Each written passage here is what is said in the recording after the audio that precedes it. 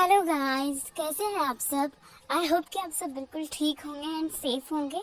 तो अब तक हमने देखा था कि सभी लोग मैजिक स्कूल में पहुंच चुके थे, सबका वेलकम भी हो चुका था। अब हमें सीन शिफ्ट करके दिखाया जाता है शाम का वक्त हो चुका था और पूरे वी स्कूल को, मैजिक स्कूल को बहुत ही ज़्यादा खूबसूरती से सजा दिया गया था। ये सारा काम प्रिंस विभूषण और उनके दोस्तों के द्वारा मिलकर किया गया था। काउंसिल सैंड्रन अपने बेटे की तारीफ करते हुए उससे कह रही थी, शाबाश वीन, बेटा सब कुछ बहुत अच्छे से तुम लोगों ने अरेंज किया। वीन और उसके तीनों फ्रेंड्स थैंक्स कहते हैं और उन्हें बो करते हैं।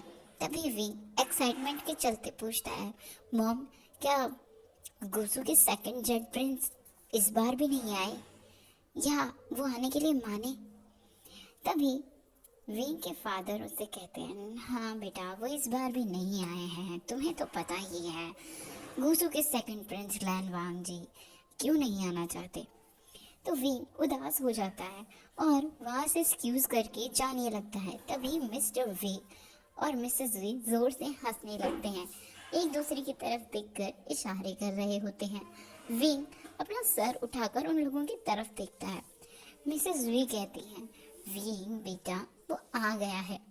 विंग बहुत ज़्यादा खुश हो जाता है और बेसब्री से वांग जी के आने का इंतज़ार करने लगता है। शाम को पार्टी में सभी गेस्ट आ चुके थे। विंग बहुत ही हैंडसम लग रहा था।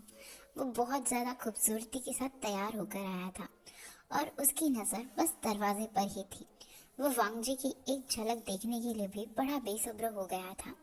पार्टी में काफ़ी सारी राजकुमारियां भी आई हुई थी जो विंग का अटेंशन पाना चाहती थी और विंग को रिझाने के लिए अच्छे से रेडी होकर आई थी, पर विंग का किसी पर भी कोई ध्यान नहीं था। जब वांग जी नी हॉयसांग के साथ पार्टी में आता है तो वांग जी को देखते ही विंग के दिल की धड़कनें बेकाबू हो गई थी और दो लिटिल विंग उसके दोनों तरफ गिटार बजा रहे थे। लिटिल एंजल विंग कहता है, वांग जी आ गया है। विंग, देखो कितना खूबसूरत लग रहा है। तुम्हें पहले से दोस्ती करनी चाहिए, बहुत साल हो गए हैं। उसका हालचाल पूछो, फिर उसे अपने दिल की बात है ना।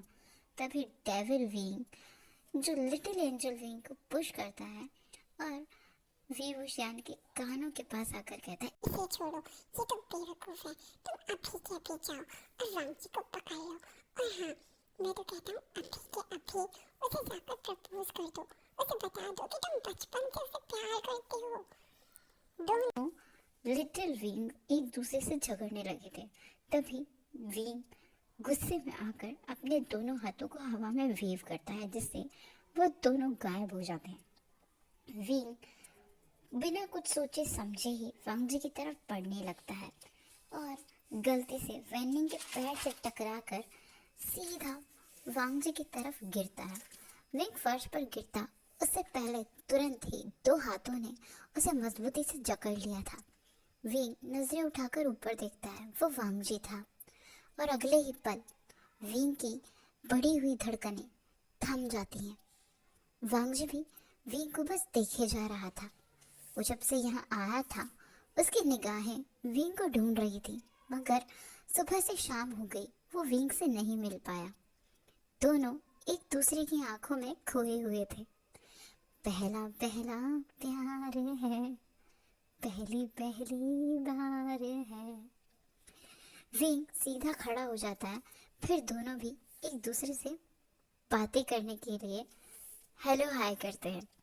वांग जी विंग से उसके सफ़र से लेकर उसके यहाँ आने तक की सारी बातें उसे बताता है। विंग जो बहुत ही ज़्यादा एक्साइटेड था और वांग जी से तरह तरह के सवाल पूछ रहा था। दोनों काफ़ी देर तक बातें करते रहते हैं और उन दोनों को ऐसे बातें करते हुए देखकर आसपास की राजकुमारियां जल भून के खाक हो गई थी। अब पार्टी में डांस करने का टाइम आ गया था। काफ़ी सारी राजकुमारियां विंग के साथ डांस करना चाहती थी, मगर विंग ने किसी को भी मौका ना देते हुए एक गेम खेलने को कहा जिससे पार्टनर डिसाइड किया जाएगा। तभी उसके तीनों दोस्त गेम का सेटअप लेकर आए और उनमें से एक ने, जिसका नाम जिनलिंग था, गेम के बारे में इंफॉर्मेशन दी और गेम्स के रूल बताए। फिर विंग ने बारी बारी से सबको चिट निकालने के लिए कहा। सबके चिट में किसी न किसी का नाम लिखा हुआ था, मगर किसी भी की चिट में विंग का नाम नहीं था। अब विंग खुद से एक चिट उठाता है। विंग चिट उठाने से पहले अपनी ची एनर्जी को यूज करता है, जिसके थ्रू उसे पता चल जाता है कि किस चिट पर वांगजी का नाम लिखा है। वो चिट विंग के हाथ में आ जाती है और विंग वांगजी का नाम अनाउंस करता है। जिंगी, सिजुई और जिनलिंग ने मिलकर इस सारी गेम की तैयारी की थी और ये आइडिया विंग को उन्हीं तीनों ने दिया था, जो विंग के दोस्त थे। ये चारों अका मुसीबत थे। गॉड, ये चारों जहाँ भी होते थे ना, बस कुछ ना कुछ मस्तियाँ करते रहते थे।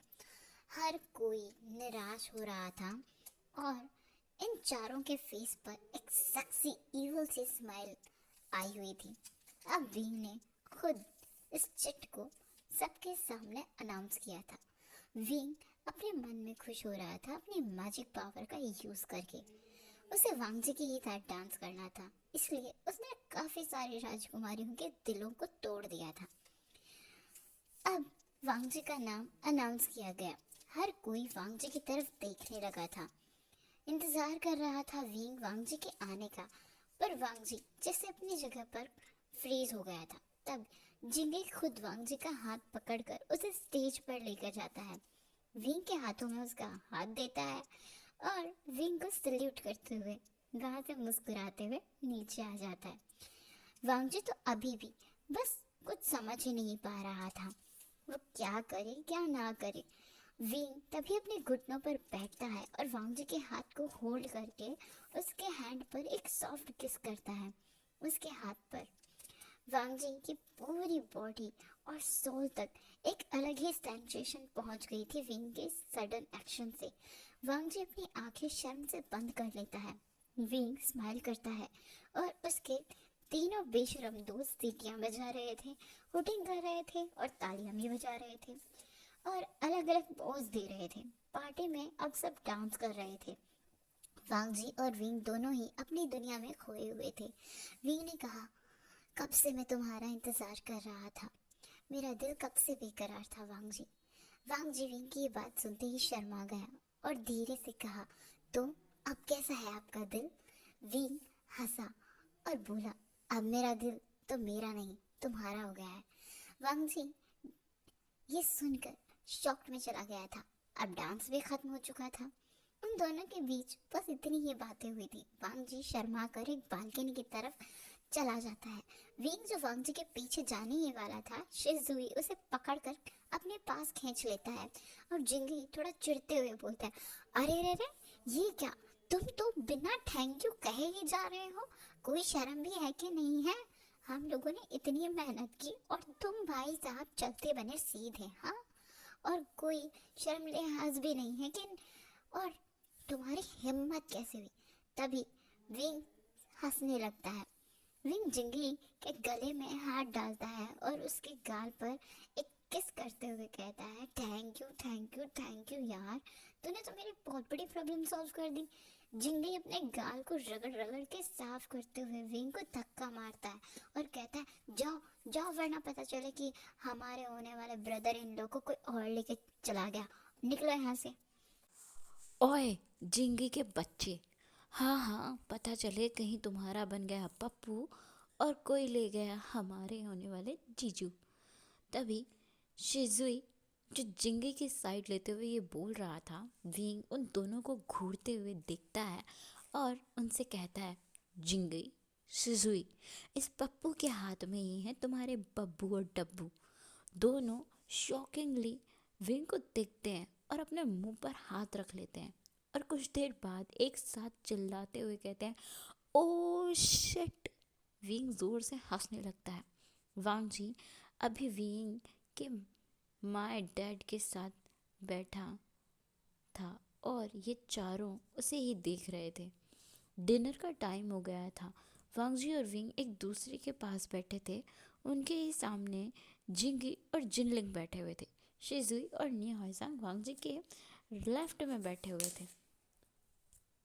वांग जी के राइट में मिस्टर वांग की बेटी वांग जुई बैठी थी, जिस पर जिंगल पूरा लट्टू था। वो दोनों एक दूसरे को पैर से टच कर रहे थे, टेबल के नीचे से, और इशारे कर रहे थे। दोनों ही मुस्कुरा रहे थे, पर जुई का पैर गलती से शिजुई के पैर से टच हो जाता है और शिजुई को जिंगी समझकर उसके पैर को अपने पैर से रब करने लगता है। हे गाइस, आज के लिए बस इतना ही। हम मिलेंगे नेक्स्ट पार्ट में। तब तक के लिए आपको वीडियो कैसा लगा प्लीज़ कमेंट करके ज़रूर बताना। Thank you for watching. Bye bye.